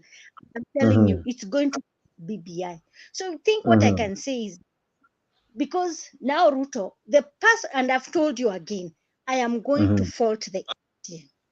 The AG do his due diligence. And if you see people like some civil society and other groups went to court. That means the government were not listening. So mtu akikosa kusikia, what is the next thing yenye utafanya Jakes? Ni uende kotini. Na mkienda kotini, judges hapo watasikia, okay fine, wewe umetoa pleadings zako iko hivi, umetoa facts zako nini. Hao wengine wamenyamaza. And maybe even the people who are appointed under the AG to do this work, they did not do their homework because there was no circumstance, there was no evidence, or they did not have the proof. So you cannot fault the judge kwa sababu alikuja na hiyo decision. If it is unconstitutional, they have to get it to their ass. It is unconstitutional. We cannot argue with someone. Don't argue with something which is not there. And this is the thing. The AG mwenye Justice Muturi, he's called Muturi. Remember, this guy also was a judge, and he was the part of the 16 judges who have walivutwa na JSC because they were compromising the judicial system. Remember, he's the same person walikuwa wanafanya hii story ya Kapneshpatni hii ya nini inaitangwa aje grad regency, where he was found with a suitcase nini money wakichange na mtu pale nini Hilton. So remember, even the AG is corrupt because even him, he did not do his homework. Angeenda kuambia nani, angeenda kuambia the president, amwambia, look here, I think they are faulting the side. This is how we are meant to do. Or let's do whatever we have to do. If this thing we are going to shelve it, then at least we go back and do the legal framework. Then we can fight with the legal framework, that which is a solution. Let's debate on it. When they come to they can say, so fine, it is okay, you people continue. But every time unakuja mumeshindo, unakuja una threaten, that means there's something they're hiding. And I'm telling you, Jakes. All right. I'm saying without fear and contradiction, 2027, the wrath which the president with Akina other people like Akina Uhuru and Ko, or maybe and whoever he's threatening, even with Akina Najib Balala, he has also to know that wrath, it will fight him 3 times 3 times 3. Plus his advisor Akina Dindinjoro. Okay. So he has to be very... Okay, fantastic. I'll be coming to you, Stella, and as well Makiadi and Ashley. But let me have Penya Gaka kidogo, then Kenya Rebel, and then I come to Akina Ashley and Makiadi. Penya Gaka, what do you say about what has been said in as far as William Ruto and the judges are concerned? Oh, this is very, very nice, and actually has a very good history, especially of America. How Obama tagged Christie, yote tuliona. And actually, for your information, we were championing, we were making phone calls for Nyakaka, there's Obama. a lot of echo. I don't know if echo, there's some noise from your end. There I'm wearing a comb, so it in a nichoma. I don't know if you can reduce the sound of it. I don't know. Okay, all right. Okay, please do that as I come back to you. Kenya Rebel, what do you make of the sentiments aired in? Of course, someone equally even mentioned you, but what do you make of what's Makiadi, Mato, and the others have raised, in as much as the court and Ruto battle is concerned? Hi, Jakes. Can you listen? Can you hear me? Yeah, I can hear you. Oh, I didn't know someone mentioned me, but anyway. Oh, in sorry, general, Pole. No one mentioned you, Paul. I thought you had Basawa. So go ahead. kuna mtu alininio? Akuna. Go ahead. Okay. Anyway. But anyway, listen, I think almost all of us, we're in agreement that Ruto, hii mambo yake ya kujaribu ku bypass the judiciary, what judiciary is there to rule against him according to the constitution, the law, which is the supreme law of the land, we agree that that is unacceptable. What we cannot do is to do exactly what Ruto is doing, is pick and choose. We all know Kenyatta did the same thing. Uhuru Kenyatta did the same thing. He called Maraga Mkora and refused to confirm those judges. It is not up to Ruto or Uhuru to call those judges corrupt. Okay, wakishapitishwa naweka sahihi, he needs to confirm them. So while we agree when it's Ruto that he shouldn't try to call this Mini Wakora because they're not ruling against in his favor, let's not play politics here. Ndio maana nasemanga, the problem with us Kenyans, we're not honest with ourselves. When Uhuru was doing these things, now we can, since he's Azimio, the Azimio side are saying, no, it was okay, not to this extent. Then when Ruto is doing this thing, we are very quick to say, huyu jamaa anataka kupeleka sijui siku za Moi. Let's be very, very fair. Uhuru did these things, and also Ruto is doing it. It's both wrong. Hakuna ati hii ni mbaya na ile nilikuwa nzuri. They were wrong, and we should equally condemn both of them in doing so. So let us not be pick and choose. But generally, I agree with everyone's sentiments as far as not accepting, finding these pronouncements by the president troubling. It is troubling for a president to say that. So I'm in agreement in general. Now, Ashley, many have opined that this is how a dictator begins. He begins by saying, oh, this is not right. This is not right. He fights all institutions. Eventually, he rules by an iron fist and doesn't consider any rule of law. Could we be headed to a form of dictatorship in the name of William Ruto? Actually, I think we are already in it. When someone thinks that what they were given wasn't for cutting vegetables, it was for slashing people. What exactly does he mean by slashing people with a sword? Any other person would have been taken to court for threatening. I think that's a crime. So we actually are in the beginning of a dictatorship, and that is why I think that if we let it go on, not be able to remove him. So those people who are laughing seem to be like in a Titanic, and they are laughing. So you wonder, how can you be sinking and you're laughing? Now you're laughing at us. We were not angels to know then. We were by another liar that this person was bad, but they had no credibility. If you go to and you have a checkered past, you most likely your testimony is thrown out. So Uhuru wasn't a credible person to give the information. He was telling the truth. Unfortunately, because of his checkered past, he was not big. So we cannot say that. And me, I followed him up to a point. I remember Jakes one time, we were in a group and you asked me, oh, where did you go? Because I left the group. When I joined that group is when I left. But even today, I will still say, at that time, okay, the two people, I wasn't like a fan follower of his. I just preferred him over Raila. And I still say, I don't think there's any need to remove Uhuru to put Raila. It is, they are both have their weaknesses, a lot of them, and they both won't serve Kenyans. And I say from how I have observed them in what they are doing now and in what they have done. They won't serve Kenyans. Look at someone like Kalonzo. He is dependable. Do you know that he said he still doesn't understand? Let me quote him.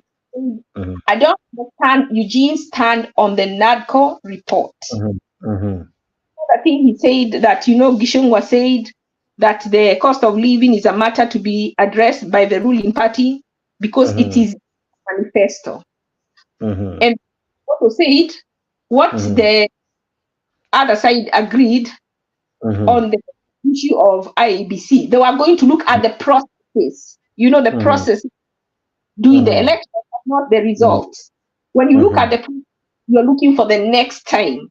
So that means you're not addressing the past.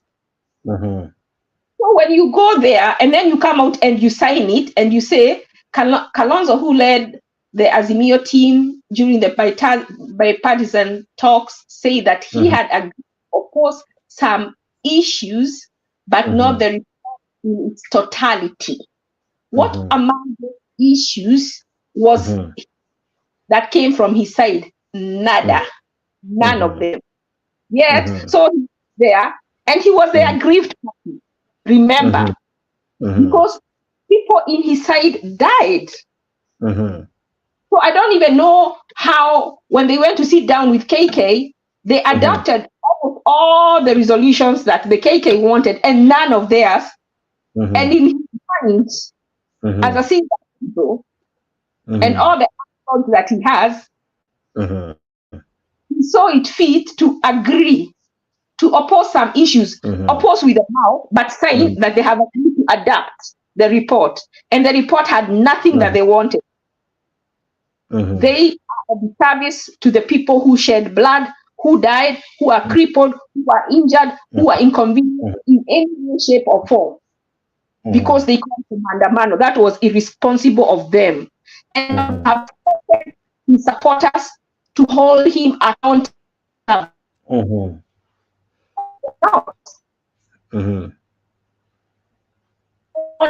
you defend? How can you defend him? And then you stop it, and we say, "What stop it? Oh, you want us to share?" Who doesn't know if you go, you're going to die? For nothing, actually.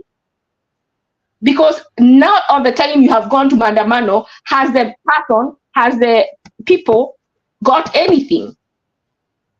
We don't. It's only the leaders who get goodies. So are you there? That you go to, you know why Kalonzo agreed to this? That opposition office, he knew he was going to get a post.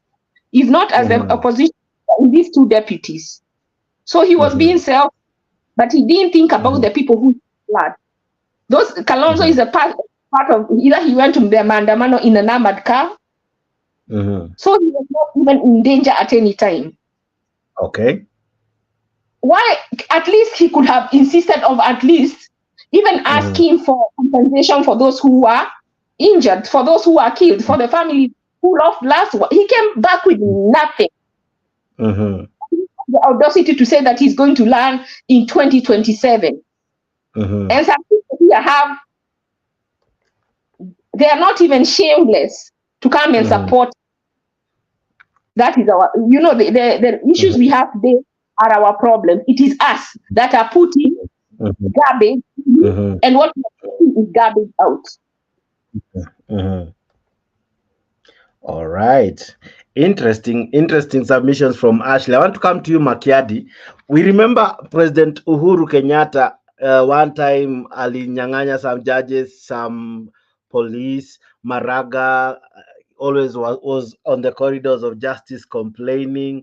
We remember how he was defiant in appointing the judges. We saw him how he frustrated the judges. What do you think William Ruto can do? Yeah, Jakes, thank you very much. First of all, let me just address this issue. I don't know what beef my sister here, Ashley, has with Kalonzo. And I want to say this. I have seen Kalonzo in leadership as a vice president, as a minister, and probably, I've seen him in the Ministry of Education, if I can remember. But if my memory serves me well, I've seen Kalonzo in Ministry of Foreign Affairs. I've seen Kalonzo in other, leadership positions. I think at his lowest moment, Kalonzo is a better leader than any of the leaders we have right now. If you juxtapose, if you put side by side Kalonzo Musyoka and what we call a deputy president right now, it's like the heavens and the earth. You cannot compare the two. One is a clown, one is a serious man. And if my sister is really complaining about what Kalonzo got out of the NADCO or whatever, and thinks that that's the metric by which we should be judging Kalonzo Musyoka, then I guess she should look in the mirror and look at what we have as a deputy president right now, Rigathi Gachagua. What I can tell you right now, Jex, is we have jokers, we have clowns in leadership. We have lowered the bar of leadership in the Republic of Kenya to such an extent that we are cheating ourselves that there are no better options out there. From where I stand, I believe we have better leaders, and I believe we have people who can perform better than the crop that we have right now. These people in government right now are thugs. These people right now in government are thieves. These people in government right now, and they say we are not even saying it, alone. We have had them say. We have had even the deputy president Rigathi Gachagua saying that if it was not for them winning the election, he would be in prison right now. Angefungwa bure Jex. We have had William Ruto and the rest of the thugs here saying that if it is not them, winning the election, they would be all in prison right now. Mi nataka nikuulize Jex, as a sober man or a sober woman, as a Kenyan, you should be asking yourself, kwa nini wewe huwezi fungwa? Kwa nini ni yao peke yao wanafungwa? So we should agree here. First of all, we should agree here that our country right now is being ruled by thugs. They have been prosecuted. Gachagua alitolewa kwa nyumba uchi. Akavalishwa kabuti, ndio unasikianga mpaka leo bado analia Uhuru Kenyatta. Na ile vitu walikuwa nashtakiwa ni vitu ya ukweli. Aliiba shamba, inajulikana ako na shamba ya kugrab hapo Nairobi sijui ya bilioni ngapi. Mpaka saa hii bado anang'ang'ania hiyo shamba. Shamba iko na sijui title ngapi. That is a thug. He is known very well for corruption cases za kusupply hot air kwa counties, Bungoma sijui wapi nini, alisupply vitu mingi sana zenye hazikuwahi onekana. He is a thug. William Ruto is a thug. He has been prosecuted in a court of law for grabbing somebody's land. Right now, as we speak, his hotel is sitting on public property. He's a thug. These other guys, akina agricultural minister, CS wa agriculture, anaitwa Mithika Linturi tulimuona kwa video hapa Jex, akiwa amepotea hoteli, akiwa uchi kwa kitanda ya wengine. We have seen these people. We know their character. So when somebody tells me that we do not have, better leadership out there, mimi nashangaa. Is it that as Kenyans tumefika mahali, we have no hope to such an extent that we have lowered our leadership bar, so that we are comparing what we have right now with Kenyans who have never been tested? There are better leaders out there. The only thing is they have not been given a chance. These people that we have given a chance for the past 10 years have had their weaknesses, have had their strengths. You have seen what they can do and what they have done. But the least I expected from such a person who has been crying out for the past 10 years that he has a plan to revive the economy of the Republic of Kenya is to come out 1.5 years later, still after being sworn in, to start now claiming that it is the judiciary that is sabotaging his agenda. It is childish. It is a flimsy excuse. And I think Kenya Mkora here has told you very well that this guy is running out of options. Waiona kupe inashikilianga ng'ombe hata kwa kichinjio, inaendelea kunyonya mpaka ngozi wakati ng'ombe imetolewa ngozi. So this guy ameshikilia wimbo ya Uhuru Kenyatta mpaka Wakenya wamechoka watu wamemwambia enough is enough, tumechoka na maneno ya Uhuru Kenyatta. Wewe ndio president saa hii, ulipatiwa mandate, ulipatiwa sword yenye Ashley amesema vizuri hapo. Amesema atakuwa na katakata nayo watu, si ya kukata mboga. So kama wewe ulipatiwa sword na unajua sword si ya kukatakata mboga, tumia hiyo sword kutengeneza maisha ya Wakenya. Use that sword to better the lives of Kenyans. Use that sword to lower the prices of food. Use that sword to lower the prices of mafuta. Use that sword to ensure that the constitution is followed not just by you, but also by the judges, to make sure that there is oversight over the executive by the parliament, both Senate and lower house. And then we will know that you are a Democrat like you claim to be, and you're interested in bettering the lives of Kenyans. That is about William Ruto. I will never ever, and I'll be the last person. I'll be the last person to be convinced by anyone that William Ruto is going to change the lives of Kenyans. Let me talk about what you're saying here. William Ruto and the judiciary. You know, sorry. If we have a judiciary that swings left and right, depending on the direction of the wind, then everyone is bound to take advantage of it. We had Willie Mutunga. After the new constitution coming in, we had Willie Mutunga.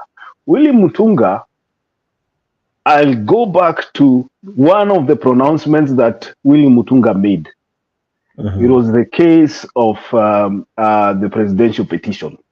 Willie Mutunga came out and gave us a judgment within 5 minutes or so, less than that. And they went back into the chambers there. We expected to see their reasoning. Why did you decide the way you decided? Up to today, Jakes, can you go and show me any document that has been produced by the judiciary, led by Willie Mutunga, that tells us their reasoning of that judgment? Hakuna mahali popote. So it begins there. Willie Mutunga was supposed to be a person from the civil society who was expected to come into the judiciary and bring change. You know, he was a person who has been in the trenches for a long time, fighting for civil liberties, fighting for democracy. Many people had a lot of faith in him. He failed. Willie Mutunga did not change the judiciary. He tried his best, but maybe his best was not enough. And then from there, it was a slide down. Maraga came in. Maraga fought hard. He did his thing. He had his encounters with the executive. At some point, he decided to go with the executive to political meetings. And so at that particular point, he became a darling of the executive.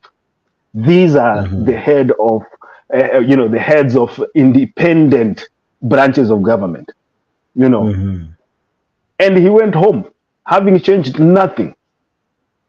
Now comes here, Martha Koome, who many of us thought maybe, just like her, her predecessor, who was like also, not the immediate predecessor, the other one, Mutunga, a person who was raised through the civil society. We also had some faith. At least I had some faith in what she was going to do with the judiciary. Now, these two have become even worse than we thought. We are seeing, in fact, after the swearing in of the current guy, we saw these people, welcoming even the president in political rallies. They are going together in church meetings and all that, and lining up to welcome the president. So, my point is, Jakes, if you do not have a stand, if you do not have a firm stand, people will use you. You will utatumika na watu kama wanajua ya kwamba you cannot say no. Na tuache kutishana hapa, tunaambiana kabisa hapa ati sijui judge ataambiwa ati file, if you don't do this we are going to threaten your life, sijui nini. Let me tell you something. Judiciary inajuana vizuri kabisa. There are so many judges in our they know each other. And if one of them is threatened by the executive to rule in a way that is not constitutional, they can all decide to down their tools. If they are really serious about reforming the judiciary and not bending to the executive, they can decide to down their tools and say, we are being threatened as the judiciary of the Republic of Kenya, and we are not going to allow that to happen. We are independent, we are an independent institution, and we will not bow down to the executive. Are they ready to do that? I know most of you will tell me, the judiciary imekula kiapo ya kutogoma. Let me tell you something. When it comes to the independence of a body like the judiciary, then we expect them to hold the constitution as is. Kama hawako tayari kujitolea muhanga ya kwamba uphold constitution, then they are better off looking for something else to do. And I can tell you here, Jakes, that from the history that we have seen in the judiciary, the people who have stood with the law, the likes of Justice Odinga, there are people who walikuwa wanafanya kazi kulingana na sheria. We know what happens to them. And there is no one, hata CJ mwenyewe, is a cartel ambaye anasaidia the regime in power to push away the judges ambao wanaonekana these judges cannot be bought. Maraga alisimama pale kwa kanisa akasema ya kwamba alijaribu kununuliwa na mtu mmoja wakati mwingine akiwa sijui Mombasa ndiye achilie meli, akasema hata walimtumanishia lawyer fulani. Huyo lawyer akasema mnapoteza masaa yenu kwa sababu huyo jamaa hawezi nunuliwa. So kama Maraga mwenyewe anajua ya kwamba kuna lawyers ambao wanatumika kununua majudges, inamaanisha ya kwamba kuna judges pia wale ambao ni wazuri hawawezi kutumika, na he was one of them. So you should be telling me, Jakes, here right now, are we a country that is going to be ruled by the rule of law like Ashley says here, or are we going to bow down to the executive? From where I stand, I believe that if the judiciary feels that there is an existential threat to its survival, they should down their tools. Wacha waseme ya kwamba hatutaendelea kufanya kazi under this environment. Ndio tuone mahali tutaelekea. Because judiciary is supposed to be the last resort ya kila mtu. Wewe ukiona umeshindwa na kutetewa na mtu yote, mahali unakimbia ni kotini. From where I sit, the checks and balances of the Republic of Kenya now rest with the judiciary, because the parliament has failed. Parliament is a failure, it is a disaster. And if we allow the judiciary also to become what parliament is, an appendage of the executive, then we are not looking at a country. Thank you. Fantastic. I'll be coming back to you just now. Stella, I'm looking at what the state spokesperson is saying, that is one Hussein Mohammed, and he says that we agree with the Law Society of Kenya that the executive impunity is unacceptable. However, legislative impunity by its own measure is unacceptable, and so is judicial impunity. As a believer of the Constitution, President Ruto recognizes the imperative to lead by example in defending our Constitution. From where you sit, the Law Society of Kenya, the judges, are they feeling threatened by the president to the level that they're even calling for protest, I think, coming next week, because they feel the president has gone wrong? It's just the other day that he said the sword will be used. Is he like is he out to fight and make sure it is either his way or the highway, that now the LSK and judges, they are now turning to the people? Because if they can't do their job, without intimidation from the state. How else will they even operate? So what do you think and what do you make of all this? Mr. J, can I say something real quick? I forgot something very important. Okay. Please. And I'm sorry for the next the person that was talking because I was fighting with my device. Jake, we are coming for this guy. What's his name that you just played? That was the guy that was talking, the MP. Karong Wadango, the senator. Yeah, we are coming for them because the game that has been happening in Kenya now